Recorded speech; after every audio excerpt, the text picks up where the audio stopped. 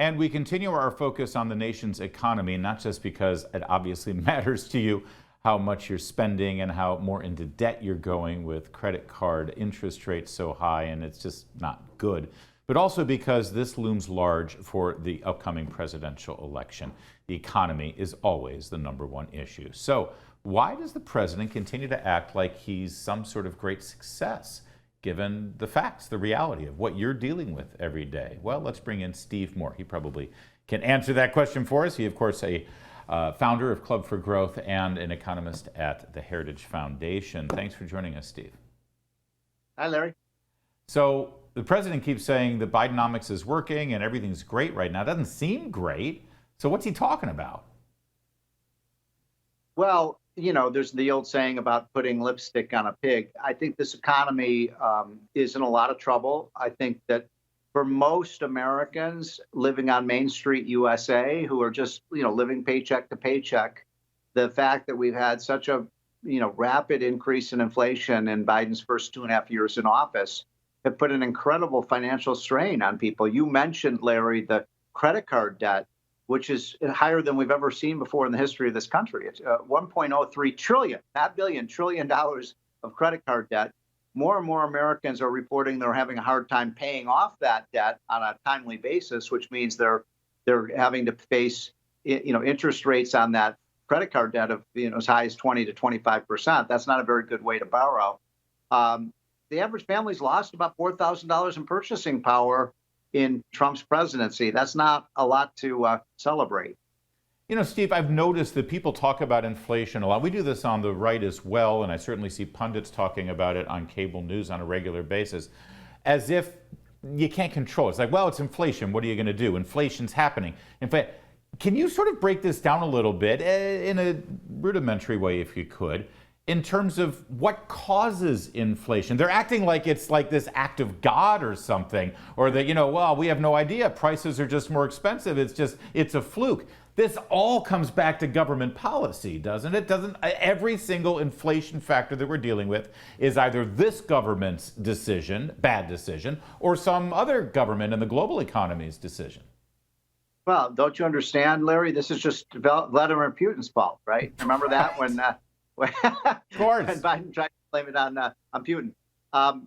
Look, the fact is that we had a $6 trillion spending spree when Biden came into office, on top of the $2 trillion that Trump spent on COVID in his last year in office. So you're talking about trillions and trillions of dollars that we spent. We spent more money on all these COVID programs and all the social welfare programs and the green programs under Biden than we did to fight World War II, even adjusting for inflation. So that gives you an indication of how much we spent and borrowed.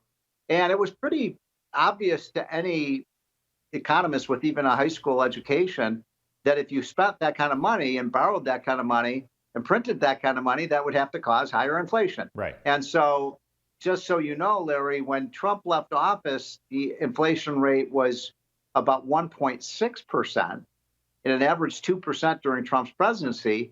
And then in the first 18 months of the Biden presidency, it went from less than 2% to 9.2%. Do you think that was just coincidence? Right. Of course it wasn't. It was because of this flood, of this tsunami of money that was spent and borrowed by the government, which caused inflation to go through the roof. Now, look, to be fair, the inflation rate has come down from where it was last summer. We're at about 4% today versus 9% back then. But when you look at the goods you have to buy, you've got to buy groceries, you have to pay for gasoline, you have to sometimes buy airline tickets. You have to pay your rent, your mortgage. All of those gone up, by more than 10%. So people aren't feeling the love right now. Yeah. 63% of Americans disapprove of how Joe Biden has handled inflation. So they're not buying what he's selling. They can see it in real time on a day-to-day basis. That's right. Do you believe? Wait, are you telling me, Larry, that Joe Biden hasn't been to the grocery store lately? Yeah, well, exactly. And here's another shock for you. He's not telling the truth about his record. I know, it's amazing. When it comes to voters, though, we're in the middle of a Republican primary right now.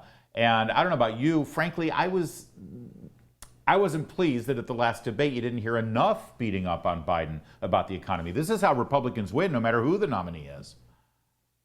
Yeah, I mean, I met with President Trump a couple weeks ago and with Larry Kudlow, and we talked at length about the economy. And I just told President Trump, you know, your key to winning, if it turns out to be a Trump versus Biden rematch, is to just ask the American people, are you better off than you were 4 years ago? Do you remember, Larry, when Ronald Reagan famously used that line against Jimmy Carter? Yeah. Well, it would apply today, too. And when you have 70% of Americans saying that the economy is headed in the wrong direction, those are pretty bad numbers. I want to make one other quick point, if I may, Larry, about this inflation issue. You may be following what's happening to gas prices. I think most people are. The price of oil on the international markets has gone up to over $85 a barrel. It was $60 a barrel a few months ago. And OPEC is restricting oil production by 1 million barrels a day. The Russians are reducing their oil production by $300,000 a day to jack up that oil price. You know, we could easily retaliate against that by just producing more oil in the United States. In other words, we could easily be producing 3 million more barrels a day in the United States, which would completely neutralize what OPEC is trying to do.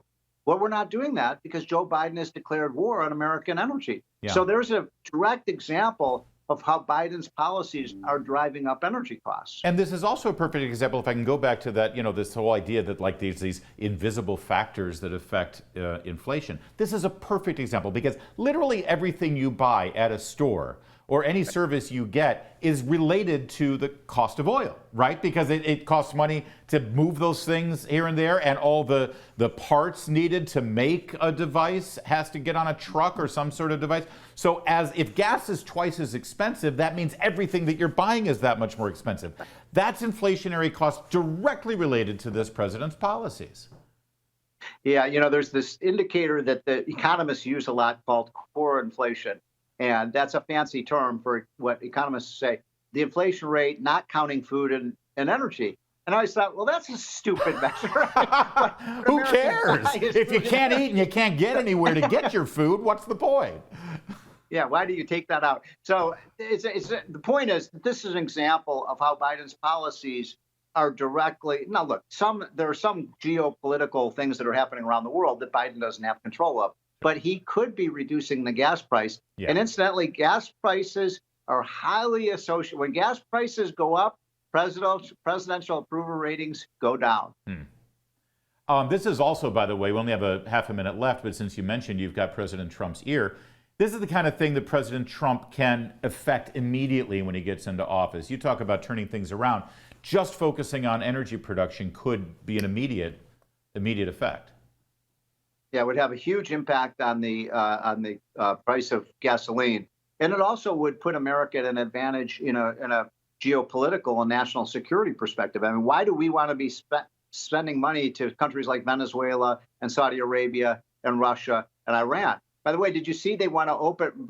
Biden wants a new plan to allow more oil to come in from Venezuela, but he won't allow us to produce oil in Alaska and Texas. Oh, yeah. No, his favorite countries out there are Iran, Venezuela, and China, Steve Moore. You figure it out. All right, we got to leave it there. Thank you, sir. Founder of the Committee to Unleash Prosperity and also the Club for Growth, Steve Moore. There's more to come on O'Connor Tonight. This is the Salem News Channel.